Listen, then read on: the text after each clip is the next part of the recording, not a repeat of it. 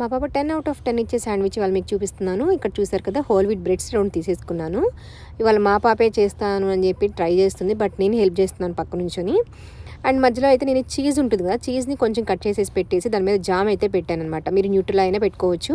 And దేంతో అయినా మనం ఇలా కట్ చేసేసుకొని ఆ పార్ట్ వరకు, చీజ్ పెట్టిన పార్ట్ వరకు మనం కట్ చేసుకోవాలి నీట్గా.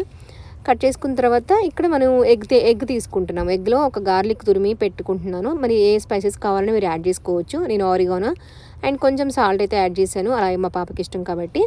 అండ్ ఇలాంటి నేను లంచ్ రెసిపీస్ అండ్ ఎగ్లో డిఫరెంట్ టైప్స్ అయితే రెసిపీస్ నేను ఆల్రెడీ పోస్ట్ చేశాను. మీకు నచ్చితే ఇది సబ్స్క్రైబ్ చేసుకోండి.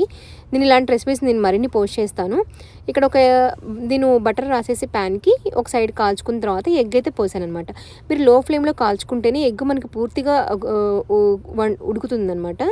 అండ్ దీన్ని ఇంకొక సైడ్ తిప్పిన తర్వాత చీజ్తో మనం గార్నిష్ చేసుకొని సర్వ్ చేసుకోవడమే. Thank you.